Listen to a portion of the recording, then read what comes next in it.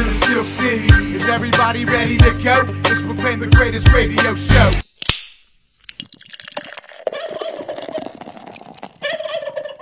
Welcome to the Thanksgiving Pick Show. I'm your host, Jim Sella, here with Jay Dash and Big Easy. It's Thanksgiving time. Dash, we talked on the Steelers segment a little bit ago. What is your favorite Thanksgiving food? You said green bean casserole. Guess who else loves green bean casserole? Your girl? Marley? Mark Madden. Oh, yeah? Best friend. Well, that's fine. He can like the same. That dude likes every single piece of food he's ever seen. Hey, I was going to say Hitler. Good one. Oh, man. How's it going in PA? Is it going to be a good Thanksgiving up there?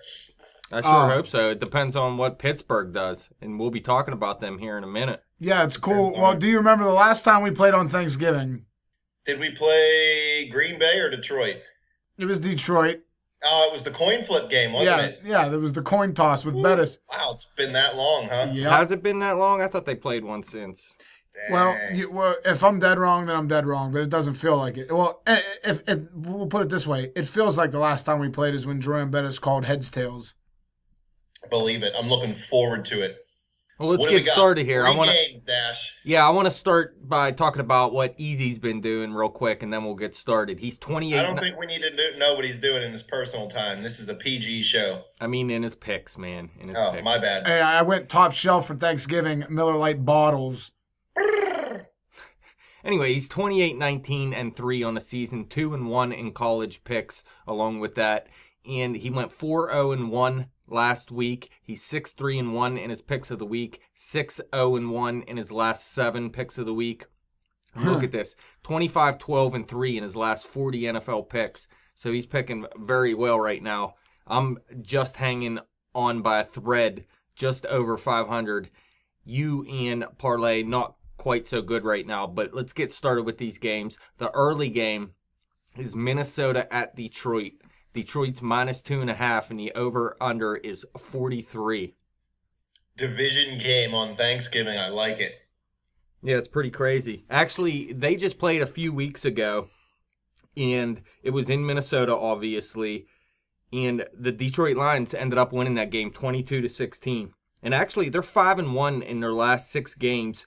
They're 4-1 at home this season, so they're playing very well at home. And the Minnesota Vikings, as we know, after starting 5-0, are 1-4 in their last 5 games. But that win did come last week versus the Cardinals. Yeah, the Cardinals are a team that we've been talking all year that pretty much peaked last year. Carson Palmer's not having a big year, so I'm not too impressed by that victory by Minnesota.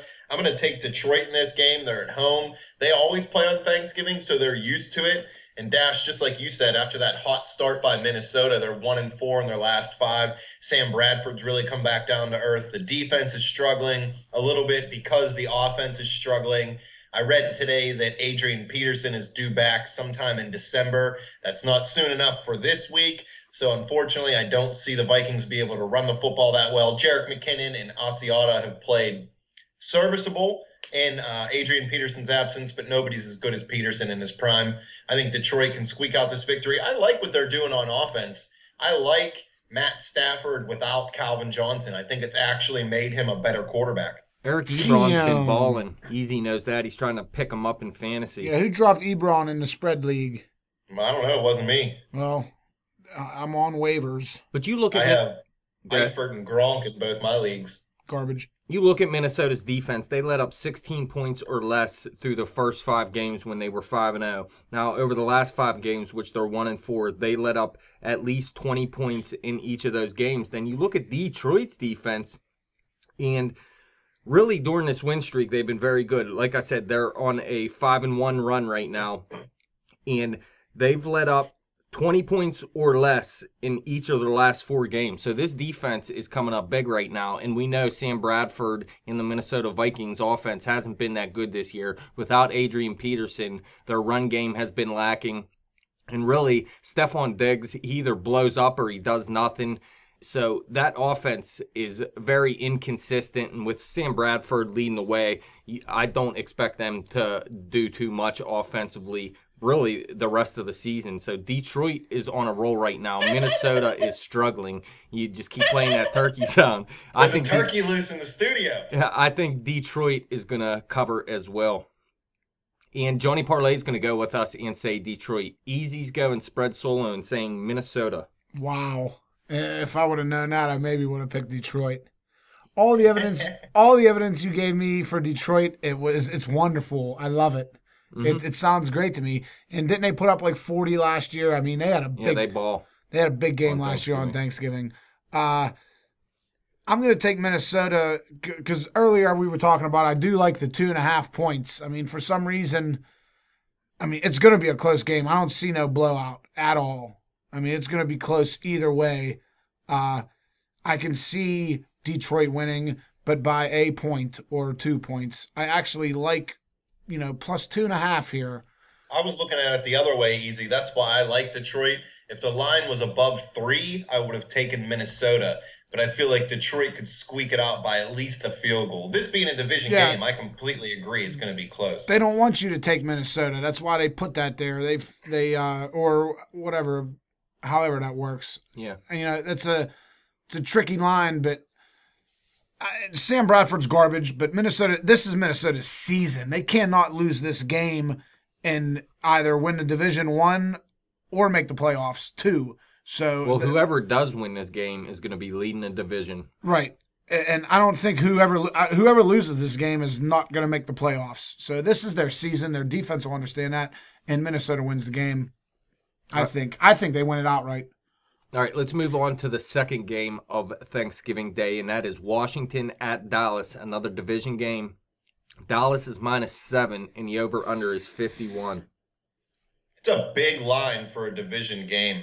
Yeah, huge. Especially between these two teams, man. You look, neither one of these teams have lost or won a division game by more than 7 points. So I don't understand why this is -7, especially when you look at Washington. You know Dallas is 9-1 at this point. They lost in week 1 to the New York Giants.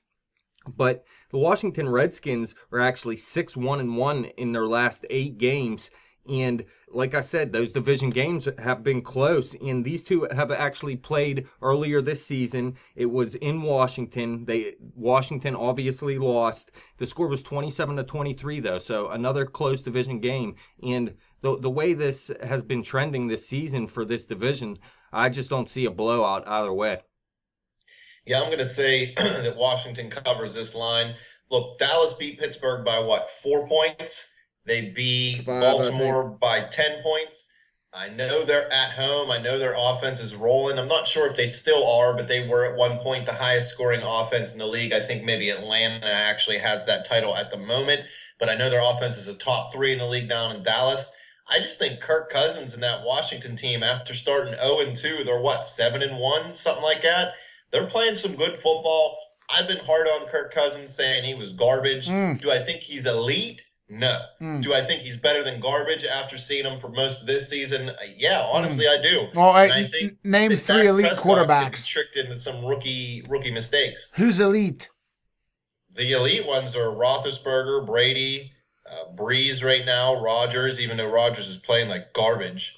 Yeah, 3 of those 4 quarterbacks don't even have winning teams, I don't think. Yeah, it's rough. It's been a weird season in the NFL. I got to agree. I think Washington's going to cover. Like I said, this division's been playing close games. Now, Dak Prescott, Ezekiel Elliott, 2 rookies. These dudes have been balling. I've actually heard they're both in the MVP running at this point, and I totally see why, especially Dak Prescott. This guy has been amazing this season. And not that Elliott hasn't, but Dak Prescott does not look like a rookie quarterback at this point. And I think Dallas is going to pull out the win in this game. It's just not going to be by more than a touchdown. And we're going spread sweep here with Washington. I want Prescott to lose so bad just so people stop saying he's chasing Roethlisberger's record. Well, he is chasing it.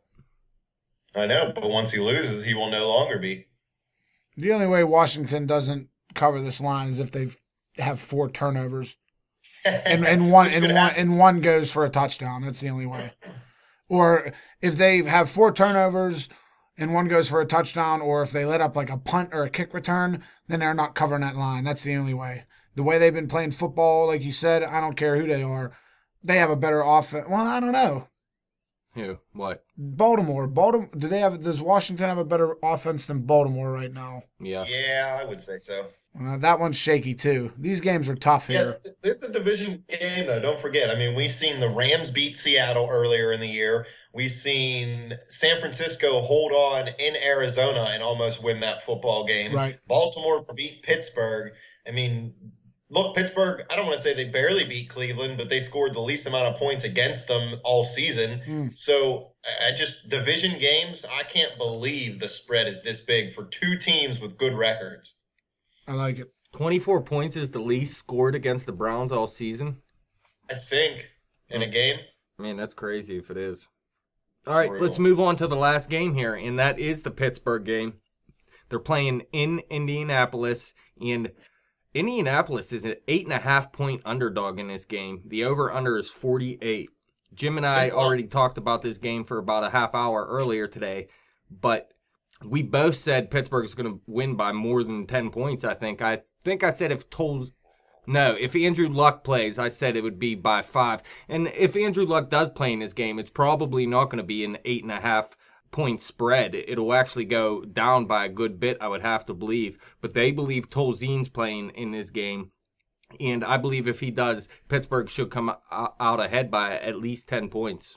Real quick, Philly scored 29, Baltimore scored 25, Miami 30, Washington 31, New England 33, Tennessee 28, Cincinnati 31, the Jets 31, Dallas 35, Baltimore 28, Pittsburgh 24. The lowest scoring team against them. Well, why? Because it was cold. Because they suck on the road, man. Their offense sucks on the road. So, but they're going to win by 10 in Indianapolis, though. They're going to blow up. Look. On the road. At Washington, they put up 38 points on the road in a primetime game. This is a primetime game. But they're 0-4 on Thursday nights. 0-4 on Thursday nights? When? All time. Under Tomlin or something, maybe. I don't know. Or they haven't. Their Thursday night record is horrible, is what I've seen earlier. Well, it's very possible Indy could win this game. Don't get me wrong. I think Pittsburgh's not with Tolzien. You're dead wrong. There's a 0% chance Indianapolis wins this game with Tolzien as quarterback. Okay, let me ask you this. What if Ryan Mallett was playing? I don't know. Who is Ryan Mallett? Exactly. He beat the Pittsburgh Steelers last season. So don't tell me for the Baltimore Ravens. All right, well, that's a division game. I don't care if it's a division game Oh, or not, yeah, you man. do. It's different. You can't have some whack Tennessee, or not Tennessee. Indianapolis has been garbage all year. Well, they're not going to win with a garbage quarterback. They're right in this division right now. They're 5-5, just like the Pittsburgh Steelers are. And I mean, even when Pittsburgh lost Big Ben last season, man, what'd they do? 2-2 without him. They won with Michael Vick a game. Landry Jones. They won with someone in one of those games. Jim, percentage chance Indianapolis wins the game with Tolzien at quarterback. 1. I'll give them 1 just so if it happens, I don't look like an idiot. Hey, if Ryan Mallett can beat you, man, anybody can beat you. Dude hasn't started since 2013. Mm-hmm. Dude. You think whatever. I mean, I told you before, if you hear me on this show, I'm not going to pick the Steelers to lose a game because they shouldn't. They just shouldn't lose a football game, no matter who they play. I don't care who's hurt. If they lose, it's because Tomlin's garbage and the coaching is garbage because the talent is there to get the job done. Or maybe they just don't play hard. I don't know. Maybe they don't play hard. Well, do you take date? Would you? I don't know. You're the football player. I mean, if you're beat up, you're not playing as hard. Who knows? Everyone's injured. You know that, but not saying it. I wouldn't say that. Everybody I knew that was injured still went as hard as they could. Well, why do you think they lost 4 games in a row? Was it the coaching, or because they're beat up and they're not playing as hard? Well, or they're getting outplayed. I mean, first of all, they sucked on the road all season long, outside of Week 1 when they blew out Washington, which was a primetime game. So that's coaching. But look, at the Dolphins, which is a road game, and Big Ben went down in that game, and then they lost to the Patriots without Big Ben, which isn't a surprise at all. And then they went into Baltimore, Big Ben's first game back, which isn't a surprise. He doesn't play very well in his first game back, so they lost in Baltimore. And then you come home and play the best team in football right now in the Dallas Cowboys. And should have had him beat. All right, thank you. You cleared that up for me. That's all I needed to hear. I mean, the 4-game losing streak is terrible, don't get me wrong, but it's not like we got blown out in every single one of those games. if a few plays went differently, Pittsburgh could have won any of those football games. And now I'm not taking anything away from the teams that beat us. They deserve the victory. But, football games sometimes go that way, and Pittsburgh was at least keeping it close with all those injuries, and their lack of depth is alarming. I like it. And the Steelers' defense has been inconsistent this season as well. Through the first 5 games of the season, they let up 16 points or less 4 times. And then during this 4-game losing streak, 30 points, 27 points, 21 versus the Baltimore Ravens, which wasn't bad, but then 35 versus the Cowboys. Now, they stepped up last week and did a good job versus the Browns, had 8 sacks. But again, that's the Cleveland Browns. So which defense is going to show up this week? And that's a big difference in whether they cover this line or they don't. Easy, me and Dash were talking in the Steelers preview show. The Colts have the 32nd ranked pass defense in the NFL. Vontae Davis is hurt right now. Robert Mathis wasn't practicing this week, although it's not believed to be injury related. We both expect the Steelers offense to be able to get going in this football game. Do you think there's any chance that Indianapolis's defense can stifle this Pittsburgh offense? None. Well, the Browns did. That's the problem. No, the Browns did because it was, I'll tell you what, it's the coldest division game. No, it's the coldest place on the planet. They talk about Lambeau, frozen tundra. The coldest place on the planet is First Energy Stadium in Cleveland. I know that for a fact. It was 20 degrees, they said. Yeah, it probably felt like it was negative 20. Believe it. It was the weather. It was the weather. I don't care. All I see is I see Roethlisberger falling backwards and just tackling that dude on the 50, and then them going to the Super Bowl. That's all I see in Indianapolis. I see nothing but prosperity when we go to play Indianapolis. Well, Pittsburgh has rolled the Colts the last 2 times we played them. I got a good friend that lives out in Indianapolis, and he's a Penguin fan, but he's rooting for the Colts, but they don't have no chance. They're beat. Well, the Colts are actually 4-2 in their last 6 games, 5-3 in their last 8, so they are playing a little bit better of football. Actually, 3-1 in their last 4 games as well, on a 2-game winning streak right now. Their first 2-game winning streak of the season. But if Andrew Luck doesn't play in this game, I agree, Easy. I don't really see a chance for Indy to beat the Steelers, but you can't just guarantee it because, I've seen nothing's guaranteed. Look, right? A few seasons ago, before Michael Vick became a Pittsburgh Steeler, he went out with the terrible New York Jets and beat the Pittsburgh Steelers. So you never know what's going to happen, man. Thank you. But I keep it real. But I'm going to say Pittsburgh does cover. You're going to say Pittsburgh does cover. Yep. Jim, you're saying Pittsburgh does cover. Johnny Parlay going spread solo with Indy. Dude's in last place. Nobody wants to listen to him this year. 2 solos and a sweep. 2 solos and a sweep. I'll tell you what, I'm looking forward to these Thanksgiving games. It makes a 34-year-old single man on Thanksgiving have a wonderful day with football starting at noon. Let me tell you that. What's the 3-team parlay this year then? What is it, Pittsburgh, Detroit, Washington? No. Well, no, I'm going to do it all, man. I'm sticking with my picks. I'm going Minnesota, Washington, Pitt, dude. Every year on Thanksgiving, I just do a 3-team parlay straight up. And it's always 2-1. That's how it works. I've never won one yet. It's probably been about 6 or 7. It's probably been at least 7 or 8 years. I do a 3-team parlay. I've never won one yet. Always. Sometimes I go for 3. Who knows? But I remember last year. It was that last game. I think Green Bay might have been like the last game last year, and so they got blown out. It was so close. But yeah, that's 3-teamer parlay, big money. Easy saying Minnesota, Washington, Pittsburgh. Yes. Jim, you and I saying Detroit, Washington, Pittsburgh, and parlay is saying Detroit, Washington, Indianapolis. Going against the Steelers. That's why you're losing, parlay. That's why it's garbage. Wrap it. That's it, fans. Whoa, real quick, Easy. What's your favorite Thanksgiving dish? Mashed potatoes. Me too. Well, stuffing's my favorite, but potatoes are probably second. Nah, I can potatoes. God put potatoes here for a purpose, and the purpose is for me to consume them. Oh, man, mashed. It's because you're Irish, man. You love it. What about Dash's favorite green bean casserole? You like that? Yeah, because I have some aunts that know how to cook that stuff up right. It's garbage. Fans, questions, comments, you want to let us know what your favorite Thanksgiving food is, hit us up on Twitter at bet_the_spread. Hit me up on Twitter at betjimthewin. Keep checking out our Facebook page at facebook.com/betthespread. A lot of good content there. Episodes, articles, comments, questions, whatever you want. Keep coming back to YouTube and clicking subscribe. This is what, our third Thanksgiving together. Love this stuff. I quit.